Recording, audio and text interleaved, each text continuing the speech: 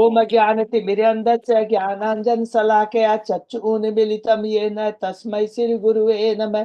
श्री चैतन्य मनोभीष्टं स्थापितं येन भूतले स्वयं रूप कदा मह्यं ददाति स्वपदान्तिकं। वन्देऽहं श्री गुरु श्री युगपदकमलं श्री गुरु वैष्णवांच च श्री रूपं साग्र जातं सहगण रघुनाथं वितं तं सजीवं स्वाधेतं सावधूतं परिजं सहितं कृष्ण चैतन्य देवं श्री राधा कृष्ण पादान सहगण ललिता श्री विशाखा वितांत च नम ओम विष्णु पादाय कृष्ण प्रेष्ठाय भूतले श्रीमते भक्ति वेदांत स्वामिन इति नामिने। नमस्ते सारस्वती देवे गौरवाणी प्रचारिणे निर्विशेषा शून्यवादी पाश्चात्य देश तारिणे वाञ्छा कल्पतरुभ्यश्च कृपा सिन्धुभ्य एव च पतितानां पावनेभ्यो वैष्णवेभ्यो नमो नमः। नमो महावदान्याय कृष्ण प्रेम पदायते कृष्णाय कृष्ण चैतन्य नामने गौरत्विषे नमः। हे कृष्ण करुणा सिंधु दीन बंधु जगतपथे गोपेश गोपिका कांत राधा कांत नमस्तुते। तप्त कांचन गौरांगी राधे बिंदाबनेश्वरी वृषभानुसुते देवी प्रणमामि हरिप्रिये। नीलांचल निवासाय नित्याय परमात्मने बलभद्र सुभद्रायां जगन्नाथाय ते नमः। जय श्री कृष्ण चैतन्य प्रभु नित्यानंद श्री अद्वैत गदाधर श्रीवासादि गौर भक्त बिंद। हरे कृष्ण कृष्ण कृष्ण हरे हरे हरे राम राम राम हरे हरे। श्री मंगलाचरण की जय, शिला प्रभुपाद की जय। हरे कृष्णा। आज के इस कीर्तन चर्चा में सभी भक्तों का हार्दिक स्वागत है। सभी भक्तों के चरणों में मेरा सादर दंडवत है। राधा माधव राधा गोविंद गुरु परम वैष्णव आचार्य की असीम कृपा से हम सब भक्त लोग मिलकर के चेतन चरितामृत के ऊपर चर्चा कर रहे हैं। चेतन चरितामृत लिखा गया है कृष्ण कविराज गोस्वामी के द्वारा। और इस चेतन चरितामृत के अंदर में जस्ट दोहराते हैं तो नॉलेज के लिए, इसके अंदर में चैतन्य महाप्रभु के सन्यास के बाद की, जब सन्यास के बाद की लीला का बहुत डिटेल में वर्णन हुआ है। और सन्यास के पहले अर्थात गृहस्थ जीवन में जब तक थे उसका वर्णन बहुत डिटेल में किसने, चैतन्य भागवत में हुआ है, जिसको लिखा है किसने, वृंदावन दास ठाकुर। वृंदावन दास ठाकुर कौन है? श्रीवास जो भगवान के परम भक्त हैं, उनकी भतीजी है, उनका नाम है नारायणी। नारायण के पुत्र हैं वृंदावन दास ठाकुर, जिन्होंने चैतन्य महाप्रभु की बचपन के बारे में, नित्यानंद के बारे में बहुत डिटेल में लिखा। लेकिन जब वो भर गया तो देखा कि उसके बाद की जो लीला वो नहीं लिख पा रहे हैं, तब कृष्णराज के विराट गोस्वामी वृंदावन दास ठाकुर से आशीर्वाद लेकर के उनको प्रणाम कर करके अपने को बहुत तुच्छ समझते हुए, अयोग्य समझते हुए उन्होंने कृष्ण चेतन चरितामृत लिखा है, जिसके अंदर में मत। तो पूरी चैतन्य महाप्रभु हम लोगों ने पढ़ा कि 48 साल तक इस धरा पर चेतन बाबू रहे थे। 24 साल तक उन्होंने बाल लीला की, और इसको कहते हैं बाल लीला। दूसरे 24 साल है जिसको कहते हैं शेष लीला, जो हमने शुरू में पढ़ा था। अब इस शेष लीला के भी 3 भाग हैं। पहला क्या है? मध्य लीला। इसके अंदर में 2 भाग है, मध्य लीला और अंत लीला। तो मध्य लीला क्या है? ये 24 साल में से जो 6 साल है चैतन्य महाप्रभु पुरी में रह करके साउथ इंडिया टूर गए, फिर वापस आए, फिर वृंदावन टूर गए, फिर वापस आए। और वही जो वृंदावन से जब वापस आते हैं बनारस में रुकते हैं, और वहीं पर ये मायावादियों को वो क्या करते हैं, उनकी चेतना को परिवर्तन करते हैं, और सनातन गोस्वामी को 2 महीने तक वो शिक्षा देते हैं। तो 6 साल तक आवा, 6 और बाकी 6 साल वो जाते नहीं थे। हाँ, अलग अलग जगह से, उड़ीसा से, बंगाल से जो भक्त लोग आते थे, उनके संग रहकर भगवान चेतन बाबू बड़ा हरि नाम का कीर्तन आनंद उठाते थे। 6 और 6 या 12 साल, और लास्ट के जो 12 साल है चेतन महाप्रभु किसी से नहीं मिलता थे, गंभीरा में रहते थे। और कृष्ण के विरह में वो दिव्य अपने भाव को प्रकट करते थे, और साथ में केवल 2 ही जन रहते थे, उनके स्वरूप दामोदर और रामानंद राय। ये पूरी, तो ये बेसिक वो हमने पढ़ा और स्टार्टिंग किया कि 14 मंगला चरण श्लोकों से। ये 14 मंगला चरण श्लोक हम लोग ने कंप्लीट कर लिया, खाली लास्ट का हम लोग आज थोड़ा जो बचा है उसको पढ़ेंगे। ये 14 मंगला चरण के श्लोकों के अंदर में हम लोगों ने पूरा चेतन तत्व, ईश्वर तत्व, राधा तत्व, नित्यानंद तत्व, अद्वैताचार तत्व और पंच तत्व के तत्वों के बारे में डिटेल में हमने पढ़ा। तो स्टार्ट किया, पहला अध्याय, दूसरा अध्याय, तीसरा अध्याय, चौथा, ये 4 क्या है, ये चेतन तत्व से संबंधित है, और मंगलाचरण के 6 श्लोक को हम लोगों ने कंप्लीट किया। लेकिन पहले अध्याय के अंदर ये बहुत पावरफुल बात कहते हैं कृष्ण की, मैं गुरु मैं गुरु भक्त को, ईश्वर को, भगवान के अवतार को, भगवान के अंश को और भगवान की शक्तियों को मैं प्रणाम करता हूँ। क्यों प्रणाम करते हैं? यहाँ पर कृष्ण को बहुत इंपॉर्टेंट कहते हैं कि कृष्ण गुरु भक्त शक्ति अवतार प्रकाश, कृष्ण यही 6 रूपे कोरे विलास, स्वयं कृष्ण इन 6 रूपों में विलास करते हैं। और हम लोग ने गुरु के बारे में डिटेल में पढ़ा, भक्त के बारे में डिटेल में पढ़ा, शक्ति के बारे में, अवतार के बारे में, प्रकाश के बारे में हमने पहले अध्याय में पढ़ा। दूसरे अध्याय के अंदर में सबको मालूम है गुरु के बारे में पढ़ा, शिक्षा गुरु, दीक्षा गुरु, भगवान की जो शक्तियां है कौन सी है। ठीक है, वो अंतरंगा से कि बहिरंगा तथा सीखते, लेकिन यहाँ पर उन्होंने कहा कि भगवान की जो 3 शक्तियां है, ओरिजिनल राधा रानी, राजा रानी से अलादीनी शक्ति है, उस शक्ति से और सारी गोपियां निकलती है। और वो द्वारका वृंदावन की गोपियां से अब प्रकट किसका होता है? द्वारका की रानिया, और फिर द्वारका की रानी से बैकुंठ की, द्वारका की महर्षिया, और द्वारका की महर्षि से बैकुंठ की लक्ष्मिया, द्वारका की रानिया, बैकुंठ की लक्ष्मिया। तो रियल ओरिजिनल स्रोत कौन है? राधा रानी है, सबसे उत्कृष्ट है। उसके बाद में द्वारका की रानिया, और उसके बाद में बैकुंठ की लक्ष्मिया। ये बहुत अच्छा तत्व हम लोगों ने पढ़ा। दूसरे अध्याय के अंदर में हमने क्या पढ़ा, क्योंकि ये कंप्लीट करने जा रहे हैं तो पूरा हम टच कर लेते हैं कि क्या क्या कोई भी तत्व न छूट जाए। उसके बाद में हमने पढ़ा दूसरे अध्याय में कि जो कृष्ण है वो स्वयं भगवान है, ब्रह्म परमात्मा भगवान। तो ब्रह्म क्या है? उनके शरीर से निकलने वाली ज्योति है, जो कि निराकार रूप है उनका। भगवान निराकार नहीं है, भगवान के शरीर से निकलने वाली ब्रह्म ज्योति निराकार है, जिसको मायावादी उसी को परम समझते हैं। न परमात्मा के बारे में ज्ञान है, भगवान के साकार रूप में ज्ञान में। और वही चीज हम लोग ने 7वें अध्याय में पढ़ा कि किस प्रकार चेतन महाप्रभु हरि नाम को स्थापित करते हैं, भव्यता को, और वेदांत सूत्र का जो वास्तविक अर्थ क्या है वो समझा। तो दूसरे अध्याय में हमने कृष्ण तत्व पढ़ा। तीसरे अध्याय में हमने पढ़ा चेतन महाप्रभु के अवतार के 3 कारण।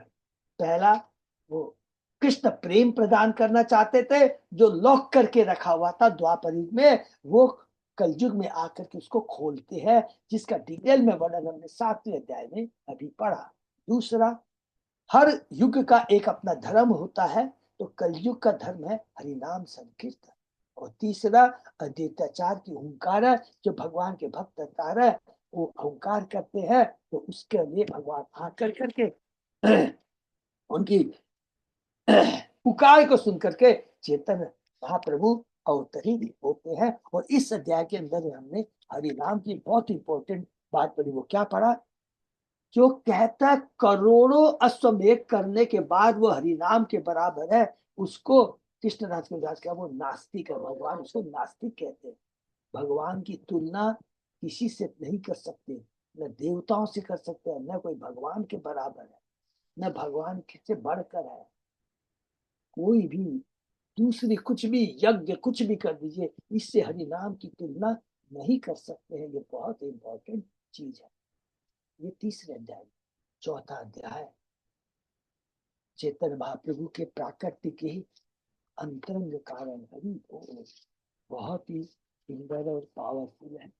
इसके अंदर में चेतन महाप्रभु के अवतार के 3 मुख्य कारण हम लोगों ने पढ़ा। पहला हमने पढ़ा चेतन महाप्रभु जहाँ भगवान श्री कृष्ण जानना चाहते थे कि राधा रानी की भक्ति कैसी है। दूसरा, मेरे में ऐसा क्या है जिसके प्रति राधा रानी आकर्षित होती है। तीसरा, राधा रानी को मेरी भक्ति करके क्या आनंद मिलता है। और इस चौथे अध्याय में थोड़ा सा, क्योंकि फिर ये 5 चीजें हमने पढ़ी है। क्या पढ़ा है? चेतन, यहाँ पर भगवान श्री कृष्ण कहते हैं मेरे जो ऐश्वर्य भाव की जो पूजा करते हैं, भक्ति करते हैं, उसमें मुझे आनंद नहीं मिलता है। क्योंकि ऐश्वर्य की भक्ति में ये ज्ञान रहता है कि मैं भगवान हूँ और ये मेरे दास है, और मेरे भक्तों को मालूम पड़ता है कि मैं दास हूँ, ये मेरे भगवान है। आनंद नहीं आता है जब अरे ऐश्वर्य भाव से तुम जगत करता, पालन करता, विश्वकर्मा, जो कुछ कहते हैं, उसमें मुझे आनंद नहीं आता। वास्तविक भक्ति तो शुद्ध भक्ति है जो स्वतः स्फुरित होती है, स्वतः ही जागृत होती है। और इस जैसे क्या कहता है, जैसे यशोदा कहती है कि मेरा बेटा, जब तक मैं इसका ख्याल नहीं रखूंगी, इसका पालन पोषण कौन करेगा। मेरे मित्र कहते हैं अरे तेरे में कौन सी शक्ति है, अरे पर्वत, ये गोवर्धन पर्वत तो हम लोग ने तुमको सपोर्ट किया था, मेरे कंधे पर चढ़ते हैं, वो गोपी आकर के मुझके धुतकारती है, भर्सना करती है, तू माखन छोर है। ये सारी बातें वेदों की स्तुति से बढ़कर है और मेरा मन हरण कर लेती है। शुद्ध भक्ति लेकर आने पर फिर दूसरी बात कहते हैं, जब स्वतः जो भक्ति प्रकट होती है ना, ये जो विधि विधानों का हम नियम पालन करते हैं, अरे कृष्ण भगवान है, ऐसे हमको सुबह उठना चाहिए, ये सारे विधि विधान बेकार हो जाते हैं जब मेरा भक्त गोपियों, सखाओ, माँ यशोदा के लेवल पे आकर के स्वतः स्फूर्त भक्ति करते हैं। हरि बोल। बोला वो भक्ति जिसके अंदर योग माया मुझे बुला देती है कि मैं कृष्ण हूं, और मेरे भक्तों को बुला देती है कि ये कि वो भगवान भगवान कृष्ण है। आध्यात्मिक शब्दों से वास्तविक मिलन से क्या है, आध्यात्मिक दृष्टि से वियोग जो होता है, ये बहुत इंपॉर्टेंट पॉइंट हम लोगों ने पढ़ा। वियोग मिलन से अत्यधिक स्वादिष्ट होता है। भौतिक दृष्टि में हमारा विच्छेद होता है, हम लोग बहुत चिंता करते हैं, मेरा पुत्र चला, मेरी पत्नी है, मेरा पति। लेकिन कहते हैं आध्यात्मिक दृष्टि से जो विच्छेद होता है, विरह होता है, उसके अंदर में वो दिव्य आनंद शक्ति होती है कि एक क्षण भी गोपियां मेरे को याद करने से दूर नहीं रहती थी। बहुत सुंदर यहाँ पे कहा गया है। और इसके बाद में हम लोगों ने दो पढ़ा, भगवान श्री कृष्ण सत्य चित्त आनंद है। सत्य का मतलब होता है शाश्वत, जिसको हम लोग कहते हैं संधिनी शक्ति। इसको कौन धारण करते हैं? इसको नित्यानंद संधिनी शक्ति को धारण करते। सत्य हो गया, चित्त वो हो गया संवित शक्ति, अर्थात ज्ञान, जो कि गीता का ज्ञान, भगवत गीता का ज्ञान सारा है, स्वयं कृष्ण देते हैं। और उसके बाद में आनंद है, वो हो गया कृष्ण भगवान की आनंद आह्लादिनी शक्ति, जो आनंद प्रदान करती है, वो है राधा।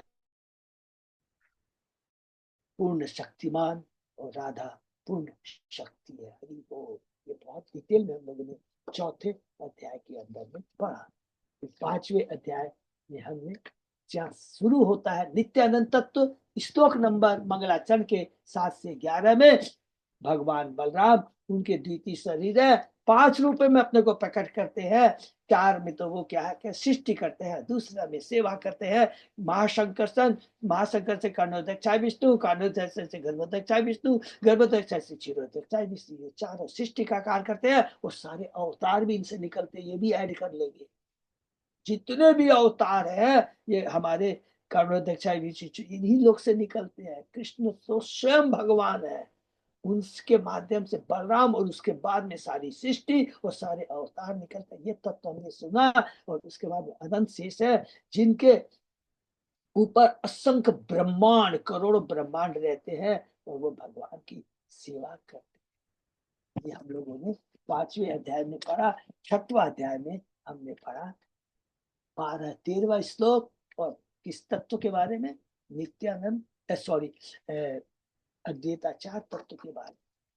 और नित्यानंद तत्व सबको हमको समझ गया कि क्या क्या है।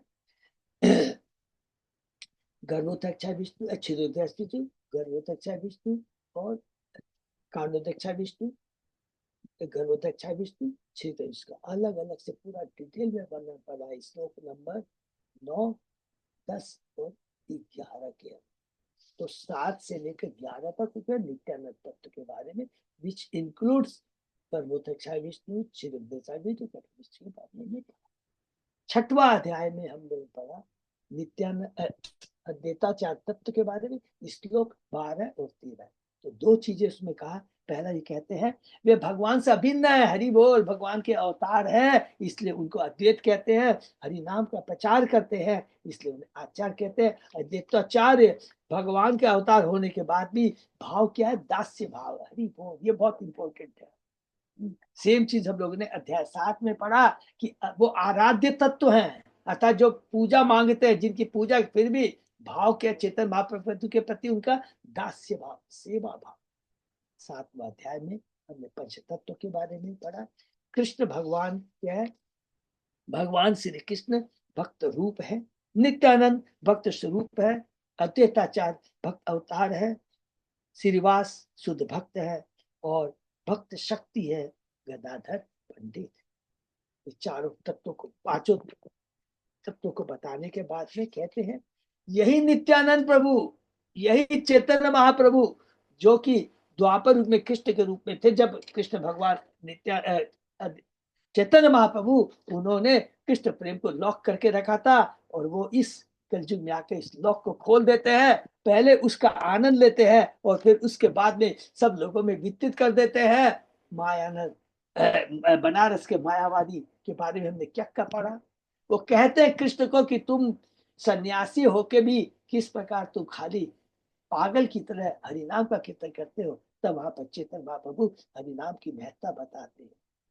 सारे जितने भी नास्तिक होते हैं, निंदक होते हैं, सब भगवान हरिनाम के प्रति जुड़ जाते हैं। केवल मायावादी सन्यास से बनारस के नहीं होते हैं।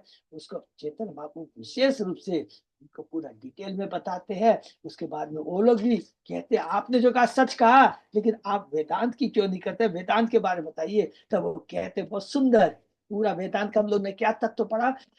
वेदांत स्वयं भगवान के द्वारा व्यास देव के रूप में भगवान के प्रवचन है और इसके अंदर में 3 का वर्णन हुआ है।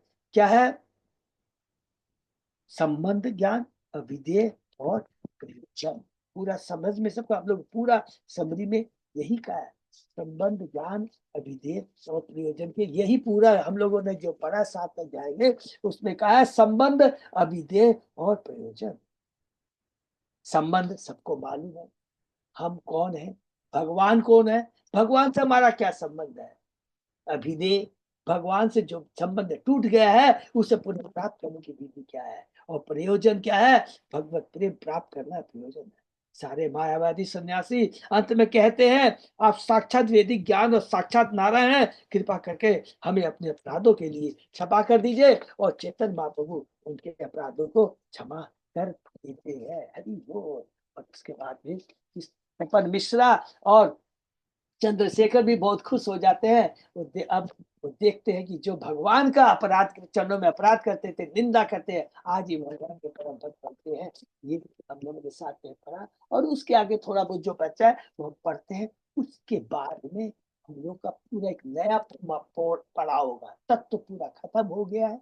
अब उसके बाद में 8वां अध्याय आज हम लोग लेने का प्रयत्न करेंगे, क्योंकि शुरू नहीं है। तो पहले हम लोग जो 7वें अध्याय में थोड़ा बहुत जी जो श्लोक हम लोग नहीं कर पाए, उसको आज पूर्ण कर करके 8वें अध्याय में प्रवेश करें। ठीक है? तो पूरा तत्व 7 अध्याय के अंदर में 16 मंगलाचरण श्लोक के माध्यम से पूरा तत्व का ज्ञान ये कहीं और नहीं मिलेगा हम लोग को, यहाँ पर कृष्णराज के राज गोस्वामी ने हमें दिया है। ठीक है, ओम नमो भगवते वासुदेवाय, ओम नमो भगवते वासुदेवाय, ओम नमो भगवते वासुदेवाय। आदि लीला अध्याय 7, शीर्षक है भगवान चैतन्य के पास स्वरूप। श्लोक नंबर 158 से हम शुरू करते हैं। स्नान कोरीते जबे जान गंगा तीरे, ताहि ताहि सकल लोक है महावीरे।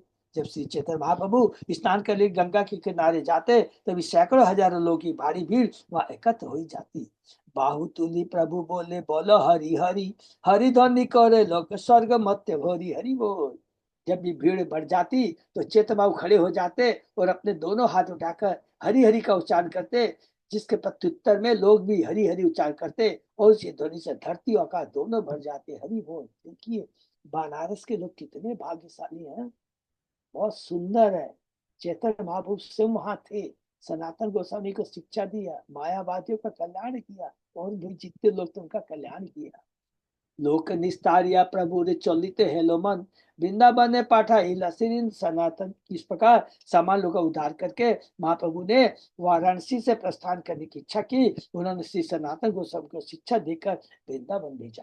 तो बनारस में प्रभु चैतन्य महाप्रभु ने क्या किया, सनातन गोस्वामी को शिक्षा दी, मायावादियों की चेतना को परिवर्तन लाया, जिसके हेड थे प्रकाशन सरस्वती, और दूसरा क्या है, वहां के जो सामान्य लोग थे उनका भी उद्धार किया। ये चेतन महाप्रभु की कृपा है। महाप्रभु का वृंदावन से लौटकर वाराणसी में रुकने का वास्तविक प्रयोजन सनातन गोस्वामी से भेंट करके उन्हें शिक्षा देना था। हरि बोल। जो हमने डिस्कस किया कि नहीं तो चेतन बाबू बना वृंदावन से वापस आकर सीधे जा सकते थे, लेकिन उनका उद्देश्य क्या था, सनातन गोस्वामी को शिक्षा देना था और दूसरा मायावादी सन्यासियों का उद्धार करना। सनातन गोस्वामी महाप्रभु से उनके वाराणसी लौटने पर मिले, जहां महाप्रभु ने 2 महीने तक वैष्णव दर्शन तथा वैष्णव कार्यकलापों के रहस्यों की शिक्षा प्रदान की। हरि बोल। महाप्रभु ने उन्हें पूरी शिक्षा देने के बाद उन्हें अपना आदेश पालन करने के लिए वृंदावन भेज दिया। जब सनातन गोस्वामी वृंदावन गए तो वहां कोई मंदिर न था, पूरी शहर एक खुले मैदान की तरह खाली था। सनातन गोस्वामी ने यमुना के किनारे एक अपना आसन जमाया और कुछ काल तक के बाद धीरे धीरे उन्होंने अपना पहला मंदिर वहां पर स्थापित किया। हरि बोल। बनवाया, फिर अन्य मंदिर बने और अब तो वृंदावन में, इस नगर में यह नगर मंदिरों से भरा हुआ है, जिनकी संख्या कितनी है, 5,000 से भी ज्यादा है। रात्रि दिवस से लोग कह रहे सुनी कोलाहल, वाराणसी छाड़ी प्रभु आईला नीलांचल। चूंकि वाराणसी नगरी सदैव लोगों की भीड़ एवं कोलाहल से भरी थी, अतः सनातन को वृंदावन देकर फिर चैतन्य महाप्रभु पुनः जगन्नाथपुरी लौटकर आ जाते। हरि बोल। यही लीला को ही वो आगे विस्तार कोरिया, संक्षेप कोइला यह प्रसंग पाइया। मैंने यहाँ पर महाप्रभु इन लीलाओं का संक्षेप में वर्णन किया, किंतु बाद में इसका विस्तार पूर्ण वर्णन करूंगा। मध्य लीला के अंदर में जो हमने पता कि जो 6 साल तक है, 6 साल तक का आना जाना किया, और उसके बाद में 6 साल वहां बाहर उड़ीसा से बंगाल से भक्त आते थे, उनके संग किस प्रकार भगवान ने लीला किया, हरिनाम का कीर्तन किया, ये चीज बोलते, ये सारी चीज मैं मध्य लीला में आपको डिटेल में बताऊंगा। यही पंचतत्व रूपे श्री कृष्ण चैतन्य, कृष्ण नाम प्रेम दिया विश्व कैला धन्य। श्री कृष्ण चैतन्य महाप्रभु तथा उनके पंचतत्व पार्षदों ने भगवान के पवित्र नाम का विवरण भगवत प्रेम जगाने के लिए सारे ब्रह्मांड में किया, इससे सारा ब्रह्मांड धन्य हो गया। यहाँ पर यह कहा गया है कि चैतन्य महाप्रभु ने अपने संगियों के साथ संकीर्तन आंदोलन का प्रचार करके सारे ब्रह्मांड को धन्य कर दिया। चैतन्य महाप्रभु ने 500 वर्ष पूर्व अपनी उपस्थिति से सारे ब्रह्मांड को पहले पवित्र बनाया। हरि बोल। मतलब अब जो कोई भी श्री चैतन्य बाबू के चरण चिन्हों पर चलकर और आचार्य को उपदेश का पालन करते हुए महाप्रभु की निष्ठा पूर्वक सेवा करने का प्रयास करेगा, वह सारे ब्रह्मांड में हरे कृष्ण महामंत्र के पवित्र नाम का प्रचार करने में सफल हो सकेगा। ये देखिए प्रभुपाद जी स्पेशली बोल रहे हैं, हम लोगों को ये चीज बहुत ध्यान है। चेतन बाबू के पद चिन्हों को चलकर और आचार्य के उपदेशों का पालन, क्या पालन, महाप्रभु की निष्ठापूर्वक सेवा करने का प्रयास। और वो सेवा क्या है, वह सारे ब्रह्मांड में हरे कृष्ण महामंत्र के पवित्र नाम का प्रचार करने में सफल होगा। हमें प्रचार कार्य में बहुत मदद करना है। कुछ ऐसे मुख्य आलोचक है जो यह कहता है कि यूरोप वासियों तथा अमेरिकी लोगों को संन्यास नहीं दिया जा सकता, किंतु यहाँ हम देख रहे हैं कि चेतन महाप्रभु संकीर्तन आलोक का प्रचार सारे ब्रह्मांड में करना चाह रहे थे। प्रचार कार्य के लिए सन्यासी आवश्यक है। इसके लिए कोई योग्यता की दरकार नहीं कि ये ब्राह्मण है, ये यूरोपियन है, ये अमेरिकन है, ये इंडियन है, ये मुसलमान है, कुछ नहीं। ये आलोचक सोचते कि प्रचार कार्य के लिए केवल भारतीय हिंदुओं के ही संन्यास दिया जाना चाहिए, किंतु उनका ज्ञान व्यावहारिक दृष्टि से शून्य है। संन्यासियों के बिना प्रचार कार्य में बाधा पड़ेगी। अतएव चेतन महाप्रभु के आदेश के अनुसार तथा उनके पार्षदों के आशीर्वाद से इस विश्व में भेदभाव नहीं बरतना चाहिए, किंतु विश्व भर के लोगों को प्रचार करने का प्रशिक्षण दिया जाना चाहिए, उन्हें संन्यास दिया जाना चाहिए, जिससे कि चेतन भाव के संकीर्तन आंदोलन का यह संप्रदाय असीमित रूप से विस्तार प्राप्त करे। हमें मूर्खों की आलोचना की परवाह नहीं। हरि बोल। हम अपना कार्य करते रहेंगे और चेतन महाप्रभु तथा उनके पंच तत्व पार्षदों के आशीर्वाद पर ही आश्रित रहेंगे। ये कितना, देखिए, हम भक्ति करते हैं तो भक्ति में बहुत प्रॉब्लम आ सकती है। स्टार्टिंग तो हम घर से लेकर समझ लीजिए, बच्चों से, पत्नी से, पति से, या कुछ भी आ सकती है। लेकिन प्रीचिंग कार्य इज एन आर्ट, बहुत सुंदर से करना है। प्रभुपाद जी को भी अपने घर से बहुत प्रॉब्लम थी, लेकिन प्रभुपाद जी शांत रहे, लक्ष्य को ध्यान में रखते हुए आगे बढ़ते गए। और जब हम लक्ष्य के प्रति हम लोग सशक्त रहेंगे तो स्वयं भगवान मदद करेंगे, जैसा प्रभुपाद जी के आचरण से हमें पता लगता है। मथुरा ते पाठाई लो रूप सनातन, दुई सेना पत्नी कह लो भक्ति प्रचार। हरि बोल। बहुत पावरफुल श्लोक है। श्री चैतन्य बाबू ने भक्ति सेना प्रचार करने के लिए रूप गोस्वामी तथा सनातन, इन दोनों सेनापतियों को वृंदावन भेज दिया था। इन लोगों ने क्या क्या काम किया हम लोगों ने पढ़ा है और आगे भी पढ़ेंगे। इन लोगों ने जो जो विग्रह थी उनकी स्थापना की और भगवान के जो गुप्त बिंदा उनको प्रकाशित किया, शास्त्र लिखे और भक्ति का प्रचार किया। तो हम लोग सब पढ़ेंगे उन्होंने किस किस ने, कौन कौन से स्वामी ने कौन कौन से विग्रह की स्थापना की। तात्पर्य, जब रूप गोस्वामी सनातन वृंदा गए तो वहां एक भी मंदिर न था, किंतु अपने पश्चात उन्होंने धीरे धीरे अनेक मंदिर बनवाए। सनातन गोस्वामी ने, इसको नोट करके रख लेंगे, सनातन गोस्वामी ने मदन मोहन मंदिर बनवाया, रूप गोस्वामी ने गोविंद जी का गोविंद देव का मंदिर बनाया, उसी पर उनके भतीजे जीव गोस्वामी ने राधा दामोदर मंदिर बनाया, और गोपाल भट्ट गोस्वामी ने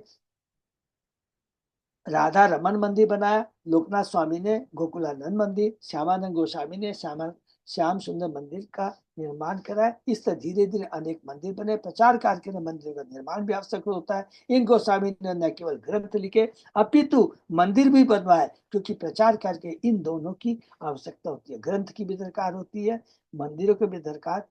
श्री चैतन्य महाप्रभु चाहते थे कि उनका संकीर्तन सारे विश्व में परिव्याप्त हो जाए। अब चूंकि अंतरराष्ट्रीय सेवा आंदोलन ने चैतन्य महाप्रभु के प्रचार का यकार अपने हाथों में लिया है, हरि बोल, अतएव इसके सदस्य को न केवल विश्व के प्रत्येक नगर तथा ग्राम में मंदिर बनवाने के अपितु जो पुस्तकें लिखी जा चुकी है उसका वितरण भी करना चाहिए, और इन पुस्तकों की संख्या को भी बढ़ाना चाहिए। पुस्तकों के वितरण तथा मंदिर निर्माण कार्य को साथ साथ समांतर रेखाओं की भांति चलना चाहिए। इसलिए प्रभुपाद याद देखिए कितने सारे मंदिर बन चुके हैं, कितने सारे देश है, प्रचार कार्य चल रहा है। प्रचार कार्य के लिए क्या अलग अलग देश है। नित्यानंद गोसाई पाठाईला गौड़ देशे, तेहो भक्ति प्रचारीला अशेष विषय। हरि बोल। स्वयं नित्यानंद प्रभु को कहाँ भेजाते हैं, बंगाल में भेजते। जिस तरह रूप गोस्वामी तथा सनातन मथुरा की ओर भेजे गए, उसी तरह नित्यानंद प्रभु को चैतन्य महाप्रभु ने संप्रदाय का व्यापक प्रचार करने के लिए बंगाल भेजा था। स्वयं अपना विस्तार है भगवान के चैतन्य बाबू के नित्यानंद प्रभु, उनको वो बंगाल भेजते हैं। बंगाल में नित्यानंद प्रभु का नाम अत्यंत विख्यात है। एक चक्र धाम है, में वहां उनका जन्म हुआ है। हम लोग बाकी उनके लिए अलग से पढ़ेंगे। बंगाल में नित्यानंद प्रभु का नाम अत्यंत विख्यात है। निसंदेह जो कोई नित्यानंद प्रभु को जानता है, समझ लो कि वह श्री चैतन्य महाप्रभु को भी जानता है। किंतु कुछ ऐसे पथभ्रष्ट भक्त है जो श्री चैतन्य बाबू की अपेक्षा नित्यानंद की महत्ता पर अधिक बल देते हैं। कितनी कड़ी बात कह रहे वो, जो पथ भ्रष्ट है, यह ठीक नहीं है। न ही श्री चैतन्य बाबू पर नित्यानंद प्रभु की अपेक्षा अधिक बल दिया जाना चाहिए। चैतन्य बाबू के लेकर कविराज जो अपना घर इसलिए छोड़ दिया क्योंकि उनका भाई नित्यानंद प्रभु की अपेक्षा चैतन्य बाबू की महत्ता पर अधिक बल देता था। सबको याद आ गया ना, हमने कहा पढ़ा था नित्यानंद तत्व में केतन मीन केतन रामदास, हम लोगों ने सबको याद है ना, पढ़ा था है। और उनका जो भाई था वो चेतन महाप्रभु को ज्यादा मानता था, नित्यानंद प्रभु को नहीं मानता था। और उसने अपने भाई को निकाल दिया, उसको अभिशाप दिया। और बाद में हमने पढ़ा कि वो उसका भाई का सर्वनाश नष्ट हो गया। और नित्यानंद प्रभु कृष्णदास के उदाहरण से बहुत खुश हो जाते हैं, उसको सपने में बताते हैं कि अब तुम वृंदावन जाओ। सब हमने पढ़ा था, बहुत इंपॉर्टेंट चीज है। और नित्यानंद की कृपा से ही उन्होंने ये चेतन चैतन्य लिखा, उन्हीं की कृपा से वो वृंदा बन गए। कौन? कृष्णदास के व्यास गोसाई। क्योंकि उनका भाई नीता प्रभु की अपेक्षा अत्यंत महाप्रभु की महत्ता अधिक बल देता था। वास्तव में यह विचार किए बिना कि नितन बड़े हैं या प्रभु या चेतन प्रभु या कि अद्वैत प्रभु, हमें चाहिए कि किसी भेदभाव के बिना पंच तत्व का सम्मान करके सबका सम्मान आदर होना चाहिए। श्री कृष्ण चैतन्य प्रभु नित्यानंद श्री अद्वैत गदाधर श्रीवासादि गौर भक्ति, भगवान चेतन या भगवान नित्यानंद के सारे भक्त पूज्य हैं। आपने दक्षिण देश कोरिला गमन, ग्रामे ग्रामे केला कृष्ण नाम प्रचारण। श्री चैतन्य बाबू स्वयं दक्षिण भारत गए, जहाँ उन्होंने गांव गांव तथा नगर नगर में भगवान श्री कृष्ण के पवित्र नाम का प्रचार किया। सेतु बंद पर्यंत केला भक्ति प्रचार, कृष्ण प्रेम दिया केला सबार निस्तार। अभी हम लोग गए थे रिसेंटली ना, देखिए वही चीज यहाँ पर। इस पर महाप्रभु भारत प्रायद्वीप के दक्षिण दूर तक गए, जिसे सेतुवन कुमार कन्याकुमारी या कुमारी अंतरीप कहते हैं। उन्होंने सर्वत्र भक्ति संप्रदाय तथा कृष्ण प्रेम का वितरण किया और इस तरह सबका उद्धार किया। यही कोइले पंच तत्व व्याख्यान, यह सवर्ण हो चेतन तत्व ज्ञान। इस तरह मैंने पंच तत्व के सत्य की व्याख्या की है। जो इस व्याख्या को सुनता है उसका श्री चेतन महाप्रभु विषय ज्ञान बढ़ता है, भगवान के प्रति भक्ति बढ़ती है, भगवान की कृपा प्राप्त होती है। श्री चैतन्य महाप्रभु को समझने में पंच तत्व महत्वपूर्ण कारक है। सहजिया लोग पंच तत्व के महत्व को नहीं जानते, इसलिए अपने खुद के नारे बनाते रहते हैं। यथा भज निताई गो राधे श्याम, जप हरे कृष्ण हरे राम। या श्री चैतन्य महाप्रभु नित्यानंद हरे कृष्ण हरे राम श्री राधा गोविंद। ऐसे उच्चार भले ही अच्छे पद हो, किंतु इनमें हमें भक्ति में प्रगति करने की सहायता नहीं मिलती। हम लोग गए थे ना पूरी के अंदर भी हम लोगों ने देखा था, तो बहुत डिटेल में नहीं बोलेंगे। तो ये चीज ठीक नहीं है, जैसा भगवान ने कहा वैसा ही करना है। तो ऐसे उच्चारणों में अनेक विसंगतियां है, जिसकी चर्चा यह न करना ही ठीक होगा। हरि वो वास्तव में पंचोत्तर नामों का उच्चारण करते हैं, हमें उन्हें नमस्कार करना चाहिए। श्री कृष्ण चैतन्य नित्यानंद श्री अद्वैत गदाधर श्रीवासादि, ये इतना पावरफुल है। इसलिए हम लोग हरे कृष्ण माँ का मंत्र जो करते हैं, गलतियां हो जाती है, हम लोग बद्ध जीव है, माथा इधर उधर घूमता है, नाप अपराध होता है, लेकिन चेतन महाप्रभु बिना किसी क्वालिफिकेशन हरि नाम का कीर्तन कर रहा है। इसलिए हम लोग जब भी हरि नाम का जप शुरू करते हैं, सबसे पहले पंच तत्व का हम लोग वो कीर्तन करते हैं। श्री जय श्री कृष्ण चैतन्य प्रभु नित्यानंद श्री अद्वैत गदाधर श्री वासादि गौर भक्त वृंद। ऐसे उच्चारण मनुष्य को हरे कृष्ण मंत्र का निरअपराध कीर्तन करने की क्षमता के लिए आशीर्वाद प्राप्त होता है। हरि बोल। ऐसे कृष्ण महामंत्र का कीर्तन करते हो, इसका भी पूरा उच्चारण करना चाहिए। हरे कृष्ण कृष्ण कृष्ण हरे हरे, हरे राम राम राम हरे हरे। हमें चाहिए कि कल्पनाशील भक्तों द्वारा बनाए गए इसी नारे को मुक्तबस ग्रहण न करें। यदि हम जब से कोई लाभ उठाना चाहते हैं तो हमें आचार्यों का अनुसरण कड़ाई से करना होगा। इसकी पुष्टि महाभारत में हुई है। महाजनों ये गत पंथा, जिस पद से होकर आचार्य महापुरुष वर चलते हैं वही प्रगति का वास्तविक मार्ग है। नहीं तो हम लोग क्या है, हमारा पतन हो जाएगा। बहुत इंपॉर्टेंट बात है। श्री चैतन्य नित्यानंद अद्वैत तीन जौन, श्रीवास गदाधर आदि जो तो भक्त जौन।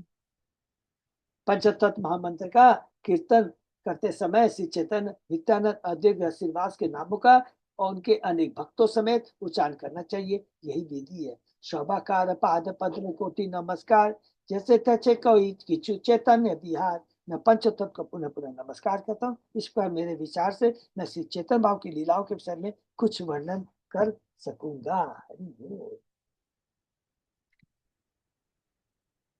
श्री रूप रघुनाथ पदे जार आस, चेतन चरिता मत कहे कृष्णदास।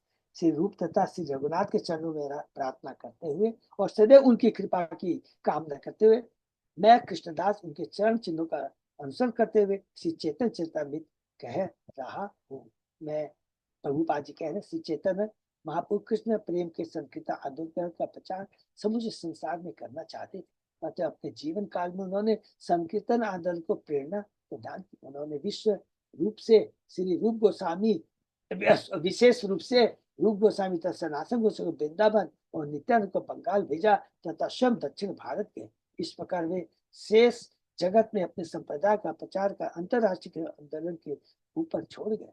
इस संघ के सदस्यों को सदैव स्मरण रखना होगा कि यदि वे आचार्यों के आदेशों और नियमों का पालन दृढ़ता से करेंगे और निष्ठापूर्वक प्रचार करेंगे तो उन्हें निश्चित रूप से श्री चेतन भाव का प्रभुत आशीर्वाद प्राप्त होगा और उनका प्रचार कार्य सारे विश्व में सर्वत्र सफल होगा। हरि बोल। इस प्रकार श्री चेतन चैतन्य आदि लीला के अंतर्गत भगवान चेतन के 5 स्वरूप शीर्षक 7वें अध्याय का भक्ति में तात्पर्य।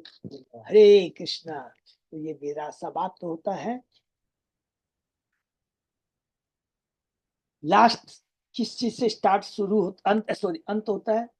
जो निष्ठा पूर्वक प्रचार करेंगे तो उन्हें निश्चित रूप से चेतन भाव का प्रभुत्व आशीर्वाद प्राप्त होगा और उनका प्रचार का सारे विश्व में सर्वत्र फैलेगा। और यही चेतन महाप्रभु का आदेश है। क्या है? जारे देखो तारे को कृष्ण उपदेश, हमारा रज्ञा गुरु है तारो यही दे। तो यहाँ पर आदि लीला के जो 7 अध्याय समाप्त होते हैं, पूरा तत्व समाप्त होता है। और अब हम लोग पढ़ेंगे चैतन्य महाप्रभु 8वां अध्याय में विशेष रूप से क्या लिखा है।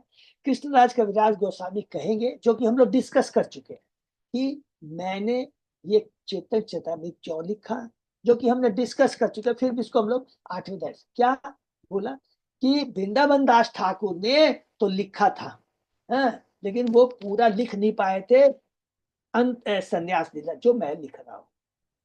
और दूसरा, उनको कैसे आशीर्वाद मिला था मदन मोहन का, नित्यानंद प्रभु का, जिनकी कृपा से वो वृंदावन के। तो ये सारी चीजें हम लोग अध्याय 8 में पढ़ेंगे। तो प्रभु हम लोग शुरू करें कि हाँ सबके प्रभु जी, पास, कर सकते हैं तो सबके पास। सबके पास बुक्स होना चाहिए ना।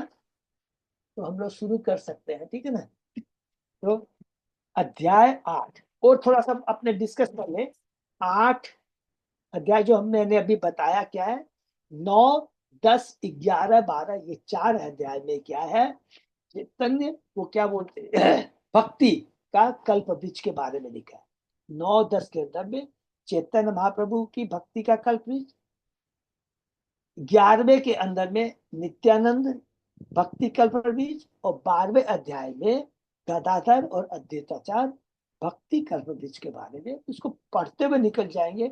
लेकिन इंपॉर्टेंट क्या चीज है, यदि किसी की इच्छा हो उसको अलग से एक नोटिंग कर सकता है, कर सकते हैं, ठीक है। जस्ट फॉर नॉलेज, और ये कभी भी प्रचार कार्य में दरकार हो तो कर सकते हैं। तो हम लोग शुरू करते हैं अध्याय 8।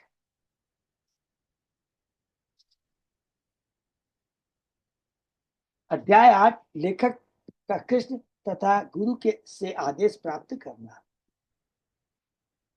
श्री चैतन्य चरितामृत के 8वें अध्याय का सारांश श्री भक्ति विनोद ठाकुर ने अपने अमृत प्रवाह भाष्य में दिया है। इस अध्याय में श्री चैतन्य महाप्रभु तथा नित्य प्रभु के महिमाओं का वर्णन किया गया है और यह भी बताया गया कि यदि कोई हरे कृष्ण मंत्र के जप में अपराध करता है तो उसे कई वर्षों तक जप करते रहने पर भी भगवत प्राप्त नहीं हो पाता।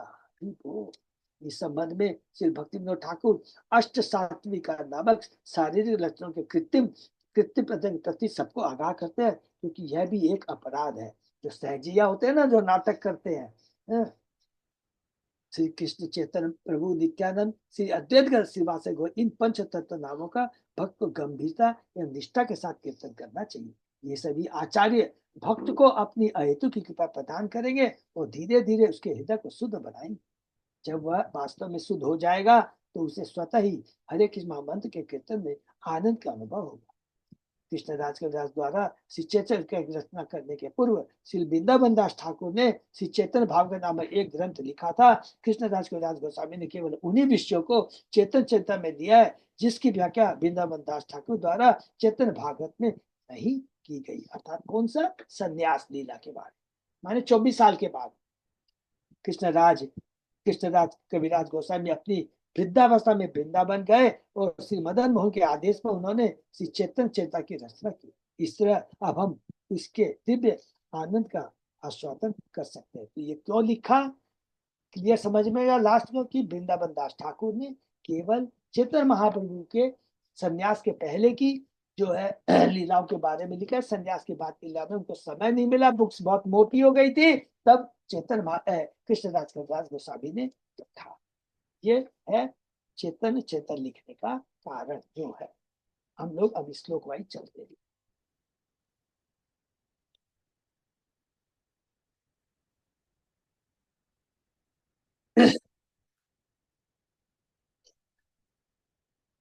वंदे चैतन्य देवम त्वं भगवतम आदि इच्छया प्रभसम नत्ये चित्तम लेख रंगे जड़ो। मैं उन पुरुषोत्तम भगवान श्री चैतन्य भगवान को नमस्कार करता हूँ जिनकी इच्छा से मैं नाचते हुए कुत्ते के समान बन गया हूँ और मूर्ख होते हुए भी मैंने सहसा श्री चेतन चेतावली लिखने का कार्य अपने हाथों में लिया है। जय जय श्री कृष्ण चैतन्य गौर चंद, जय जय परमानंद, जय नित्यानंद। तो देखिए कृष्णदास कविराज गोस्वामी का कितना समर्पण है, दीनता है, अपने को क्या यदि हम भी भक्ति करेंगे तो हमारे में बहुत ही नम्रता, समर्पण भाव, दास्य भाव आ जाएगा। मैं गौर सुंदर नाम से भी क्या श्री कृष्ण चैतन्य महाप्रभु को सादर नमस्कार करता हूँ। मैं सदैव प्रसन्न रहने नित्यानंद प्रभु को भी नमस्कार करता हूँ। जय जय अद्वैत आचार्य कृपामय, जय जय गदाधर पंडित महाशय। मैं अद्वैत आचार्य को सादर नमस्कार करता हूँ जो अत्यंत कृपालु है। साथ ही मैं महान विद्वान महापुरुष गदाधर पंडित को भी नमस्कार करता हूँ। जय जय श्रीवासादि যত भक्तगण प्रणत हो या बांधो सबार चरण। मैं श्रीवास ठाकुर तथा महाप्रभु के अन्य सारे भक्तों को सादर नमस्कार करता हूँ। मैं उनके सामने गिर कर प्रणाम करता हूँ और उनके चरण कमलों की पूजा करता हूँ। कृष्णदास कविराज गोस्वामी सर्वप्रथम हमें पंचतत्व श्री कृष्ण चैतन्य प्रभु नित्यानंद श्री अद्वैत गदाधर प्रभु और श्रीवास प्रभु एवं अन्य भक्तों को नमस्कार करने की शिक्षा देते हैं। हमें श्री कृष्ण चैतन्य प्रभु नित्यानंद श्री अद्वैत गदाधर श्रीवासादि गौर भक्ति मंत्र में सार के रूप में बताए गए पंच तत्व को नमस्कार करने के सिद्धांत का कड़ाई से पालन करना चाहिए। हमें किसी भी प्रचार उत्सव के पूर्व विशेषतः हरे कृष्ण मंत्र हरे कृष्ण कृष्ण कृष्ण हरे हरे हरे राम राम राम हरे हरे का कीर्तन करने के पूर्व बहुत ध्यान से पंच तत्व के नामों का उच्चारण करना चाहिए, क्योंकि उनको नमस्कार करना चाहिए। क्योंकि हम लोग डिस्कस कर चुके, हम जब करते हैं कीर्तन करते हैं तो हम लोगों से गलतियां होती है, हम बद्ध जीव हैं। मूक कवित्व कोरे जा मुक्त कबीर कोरे जा सबार स्मरणे पंगु गिरी लंगे अंदर देखे तारा अंग। पंचोत्तर के चरण कमलों का स्मरण करने से गूंगा व्यक्ति कवि बन जाता है, लंगड़ा पर्वतों को पार कर जाता है और अंधा व्यक्ति आकाश के तारों को देख सकता है।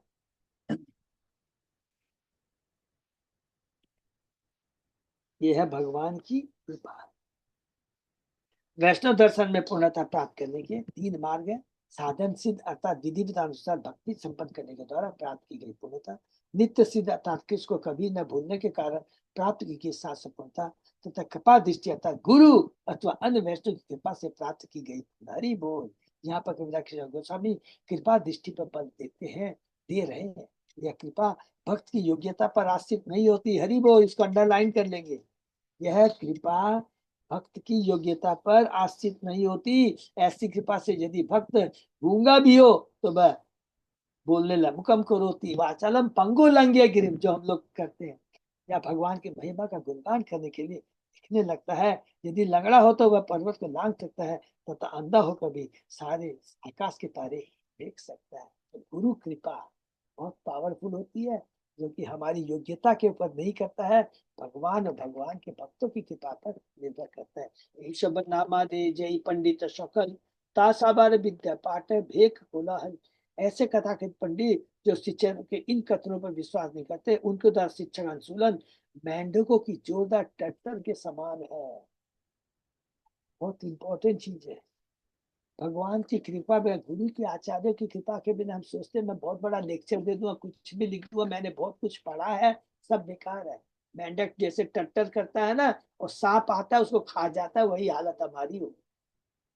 वर्षा ऋतु में मेंढकों की टट्टर की आवाज जंगल में बड़े जोर से गूंजती है, जिसके फलस्वरूप अंधेरे में सर्प उनके टट्टर को सुनकर उनके निकट जाते हैं और उन्हें निगल जाते हैं। इसी प्रकार विश्वविद्यालय के प्रोफेसरों की, जिन्हें आध्यात्मिक ज्ञान नहीं होता, तथाकथित शैक्षिक ध्वनियां इन टट्टर करते मेंढकों के ही समान होती है। हरि बोल।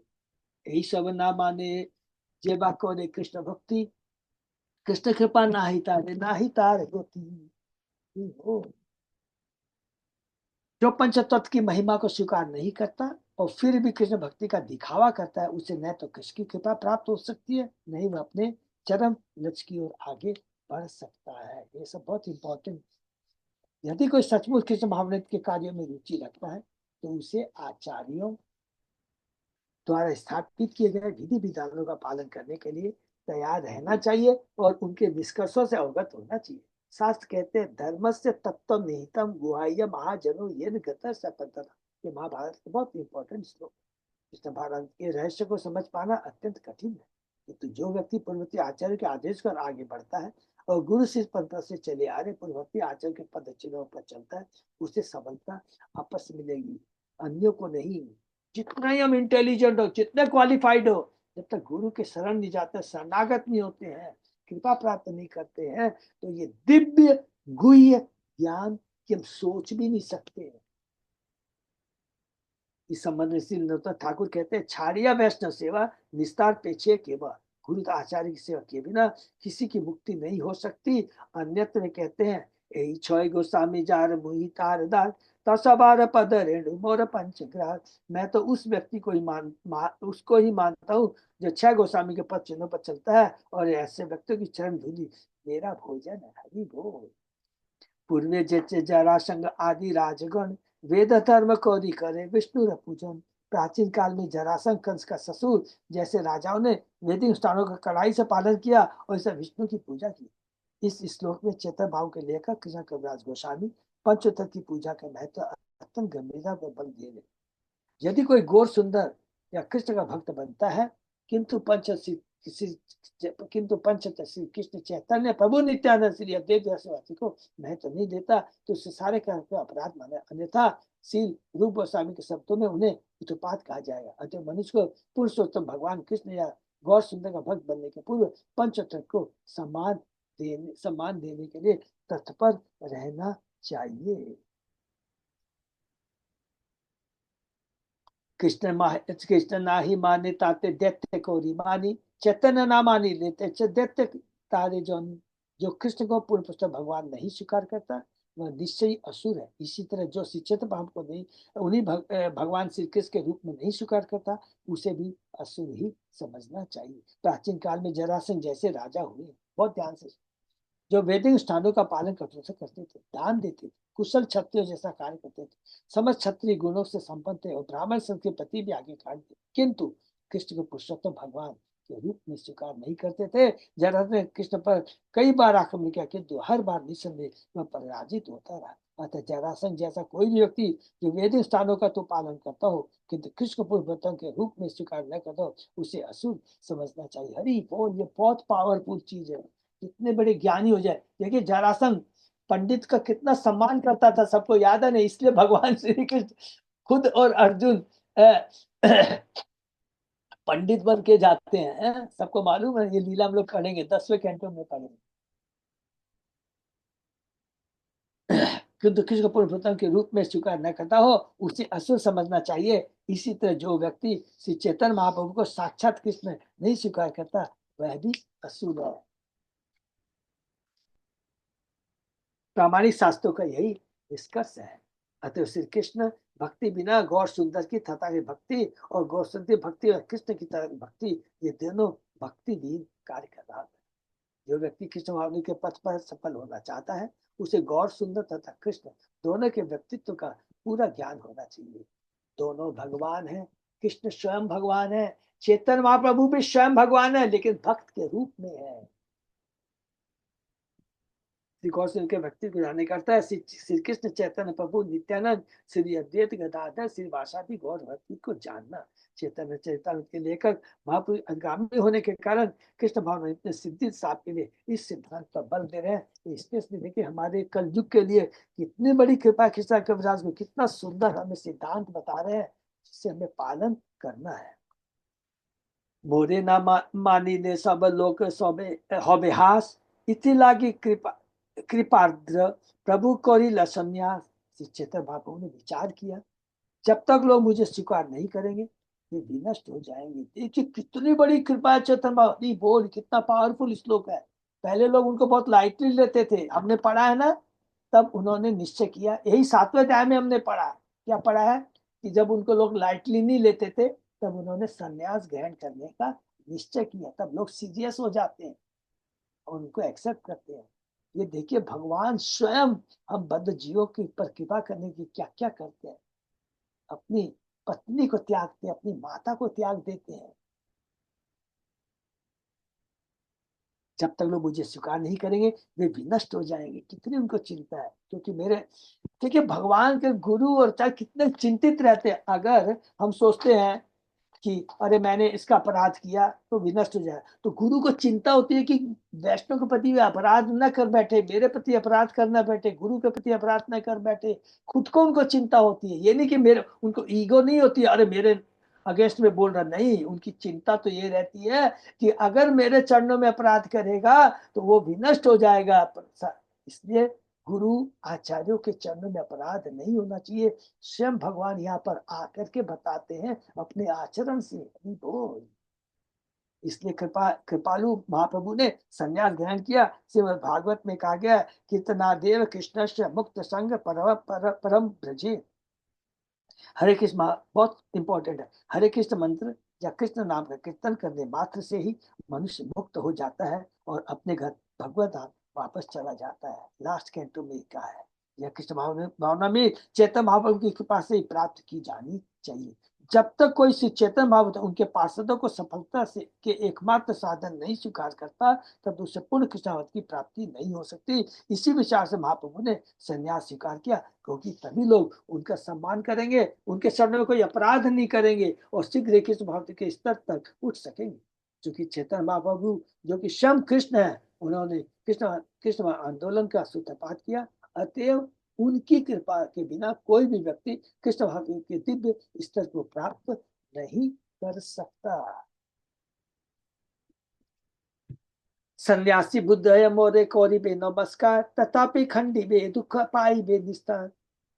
यदि कोई व्यक्ति मुझे एक सामान्य शरणार्थी मानकर भी नमस्कार करता है तो उसके शारीरिक दुख घट जाएंगे, अंततः उसे मुक्ति प्राप्त होगी। हरि बोल, कितना पावरफुल श्लोक है, इसको याद कर लेंगे। देखिए अरे खाली उनको नमस्कार करने से कृष्ण इतने दयालु हैं कि वे सदैव बद्ध जीवों को भौतिक स्तर से मुक्त करने के विषय में सोचा करते हैं। इसलिए कृष्ण अवतरित होते हैं, जैसा कि भगवत गीता में स्पष्ट उल्लेख है। यदा यदा ही धर्मस्य ग्लानिर्भवति भारत अभ्युत्थानं धर्मस्य तदात्मानं सृजाम्यहम्। हे भरतवंशी, जब जब और जहां जहां धर्म की हानि होती है और धर्म की प्रधानता होती है, तब तब मैं अवतरित होता हूँ। वे सदा ही जीवों की कई प्रकार से रक्षा करते हैं। वे स्वयं आते हैं, हरि बोल, वे अपने अंतरंग भक्तों को भेजते हैं और अपने पीछे भगवद गीता से शास्त्र छोड़ कर जाते हैं। ऐसा क्यों? ऐसा इसलिए कि लोग माया के बंधन से मुक्त होने के आशीर्वाद का लाभ उठा सके। श्री चैतन्य बाबू ने इसलिए संन्यास ग्रहण किया, जिससे उन्हें सामान्य सन्यासी मानने वाला कोई मूर्ख भी उनका सम्मान करे और उसका भौतिक दुख घट सके और वह माया के बंधन से छूट सके।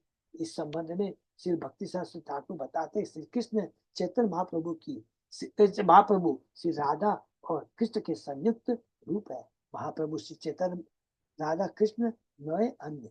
अतएव जब मूर्खों ने महाप्रभु को सामान्य व्यक्ति समझकर उनका अनादर करना शुरू किया तो कृपालु महाप्रभु ने इन अपराधियों का उद्धार करने के लिए संन्यास दे दिया, जिससे ये लोग उन्हें सन्यासी मानकर उनको नमस्कार करें। श्री चैतन्य महाप्रभु ने उन सामान्य लोगों को अपनी महान कृपा प्रदान करने के लिए संन्यास ग्रहण किया, जो उन्हें साक्षात राधा कृष्ण रूप में नहीं सराहा करते थे। तो देखिए भगवान के शुद्ध भक्तों की कृपा है।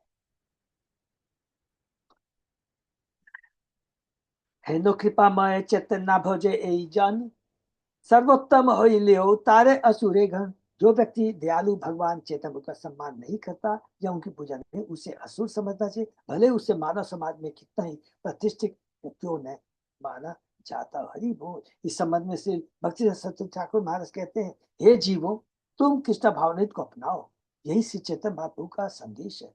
चैतन्य महाप्रभु ने अपने शिक्षाष्टकम में कृष्ण भाव के यही दर्शन का उपदेश दिया है और कहा है, यह है ते सर्व सिद्धि हो ही में तुम्हार। हरे कृष्ण मंत्र का कीर्तन करने से मनुष्य को जीवन की सारी सिद्धियां मिल जाएगी। अतएव जो उनका सम्मान नहीं करता, इन समस्त करुणामय भाव के बावजूद, इन समस्त करुणामय भाव के बावजूद उनकी कृपा को नहीं समझ सकता, लेने का प्रयत्न नहीं करता, वह असुर है। यह भगवान विष्णु की प्रामाणिक भक्ति का विरोधी है, भले उसे मानव समाज में अत्यंत उच्च स्थान क्यों न प्राप्त हो। असुर शब्द ऐसे व्यक्ति का द्योतक है जो पूर्ण पुरुषोत्तम भगवान विष्णु की भक्ति का विरोध करता है। यह ध्यान देने की बात है कि जब तक मैं श्री चैतन्य महाप्रभु की आराधना नहीं करता, तब तक कृष्ण भक्त बनना व्यर्थ है, और जब तक मनुष्य कृष्ण की पूजा नहीं करता, तब तक श्री चैतन्य का भक्त बनना भी व्यर्थ है। ऐसे भक्ति को कलियुगी भक्ति मानना चाहिए। इस संदर्भ में श्री भक्ति हरि ठाकुर कहते हैं कि नास्तिक इस समाज या 5 प्रकार के वेदों के पूजा थोड़ी सी भौतिक सफलता के लिए भगवान की पूजा तो करते हैं, किंतु चेतन भाव के प्रति कुछ सम्मान प्रसिद्ध नहीं करते। ऐसे लोग उन्हें सामान्य व्यक्ति मानते हुए गौर सुंदरता श्री कृष्ण में भेदभाव भरते हैं। ऐसी भावना भी आसुरी है और आचार्यों के निष्कर्ष के विरुद्ध है। ऐसा निष्कर्ष कलयुग का परिणाम है। हरि बोल। तो ये बहुत इंपॉर्टेंट, हम यहाँ विराम देते हैं। यहाँ पर जो क्या पढ़ा हम लोग याद है, इंपॉर्टेंट चीज ये क्या है कि इस कलयुग के लिए, इस कलयुग के लोगों की अयोग्यता को देखते हुए स्वयं श्री कृष्ण आते हैं। सबसे बड़ी बात तो क्या है कि कोई भी जात पात कुछ को नहीं देखते हैं और कहते हैं कि तुम लोग को कृष्ण प्रेम देना चाहते हैं। पहला चीज क्या है, बिना कोई जात पात कोई भी योग्यता के बिना कृष्ण प्रेम देना चाहते हैं, नंबर 1। और वो कृष्ण प्रेम का माध्यम क्या है, बौद्ध यज्ञ तपस्या कुछ नहीं, केवल हरिनाम संकीर्तन। केवल हरिनाम संकीर्तन के माध्यम से हम लोग कृष्ण प्रेम प्राप्त कर सकते हैं। इसके विपरीत हम जितना भी ज्ञानी बन जाए, ध्यान कर ले, जितनी भी हम लोग यज्ञ कर ले, कुछ भी कर ले, कुछ नहीं होने वाला है। एकमात्र इस कलयुग में हरिनाम का, और हरिनाम का कीर्तन सही हो, अपराध हो सकते हैं। तो चेतन महाप्रभु पंचतत्व कितनी कृपा करते हैं। वो कहते हैं कोई बात नहीं, घबराने की बात नहीं है। तो पहले चेतन महाप्रभु जय श्री कृष्ण चैतन्य प्रभु नित्यानंद श्री अद्वैत गदा श्री वासादि गौर भक्ति, इस मंत्र का उच्चारण करने से क्या होता है, धीरे धीरे हम अपराधी भी शुरू करते हरिनाम, धीरे धीरे अपराध से मुक्त होकर के हरिनाम को हम कर सकते हैं। इसके रोकना नहीं है, छोड़ना नहीं है, कंटिन्यू रखना। कंडीशन खाली यही है कि हरिनाम का जप करने के पहले पंच तत्व का मंत्र का उच्चारण हम लोग करें।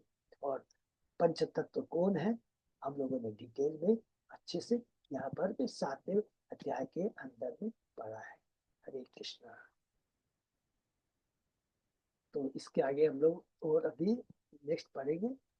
लेकिन ये बहुत बड़ी कृपा, मैं फिर से रिपीट करता हूँ, ये बिना हम लोग भक्तों का संग के, गुरु आचार्य की कृपा के, ये जो तत्व हम लोग ने जो पढ़ा 7वें अध्याय में, बहुत ही मुश्किल है, दुर्लभ है। इसलिए हम लोग गुरु आचार्य, हम सब भक्तों को धन्यवाद देते हैं इसके लिए। हरे कृष्ण।